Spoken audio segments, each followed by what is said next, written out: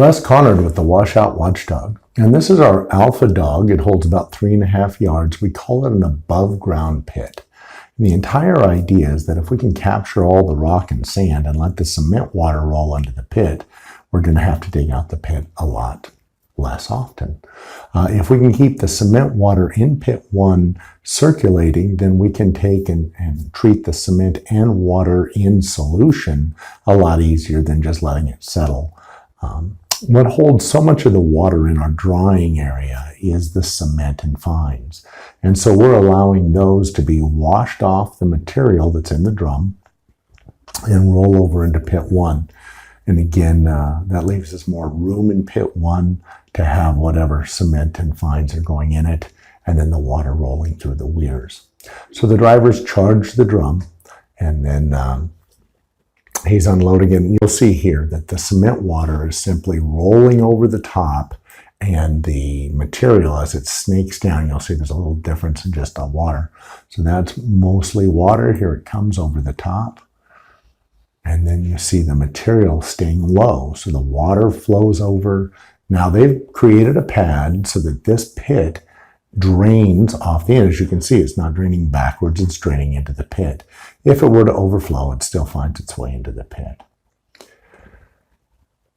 Now this water is all the way at the top. In the future, when I know what side of the bin you're going to be using against that, I would put some holes, much like vents, about 3 inches, and that water would just roll out. So right now you're going to see them empty the bin, but not all the water comes out, and that's okay for where they're dumping it. But I'd like it to also be a self-leveling area, that when there's no more water in the top because it went out those vents that I drilled, then you would say, oh, it's all material, it's time to dump it. So I'd have them about 8 inches from the top, and then you could dump towards those, and then you wouldn't have this sloshing water in here. Now this is, they've only dumped this a few times, and so there's, once you do things more than once, it gets easier and easier. So they're pushing the bin into the area that they want. You can see the water on the ground. So this is where they're using their drying pile, and the water that's leaching off has a place to go. So having excess water in this bin isn't a problem. That water will just go off to the other pit that it's designed to roll into. So now that's all water, but you'll see here, all of a sudden you'll see the drying material start to come out.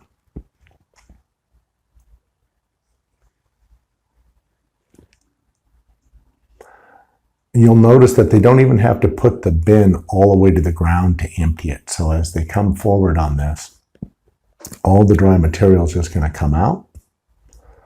All at once, it just gravity works.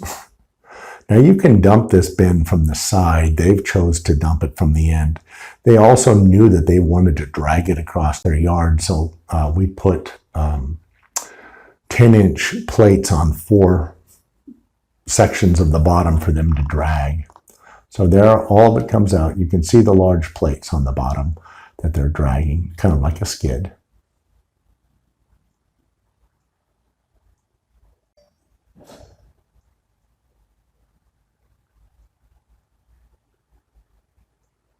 And there it is, much drier material than you would have if you scooped it out. And they're just going to push that up. Again, you can see the water rolling off across the yard to the pit, so not a problem. Now, they're carrying it all the way through the air. I would like to make this bin easy to pick up. Simply slide your bucket from the side under, chain the top, bring it over, flip it, and go back. But they did an excellent job of getting the material out. And again, after they do this a few times, I think it'll be a much faster process.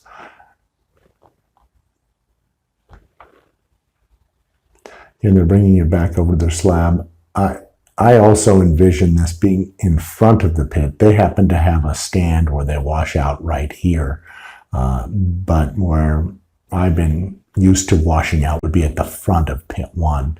And I would put this bin in front of that. Then 1 or 2 trucks could wash out at the same time, and then the cement rolls over. Another good thing is that if you had a lot of material, a yard, yard and a half, just simply throw a bunch of water on it. And you should be using the water from your pit.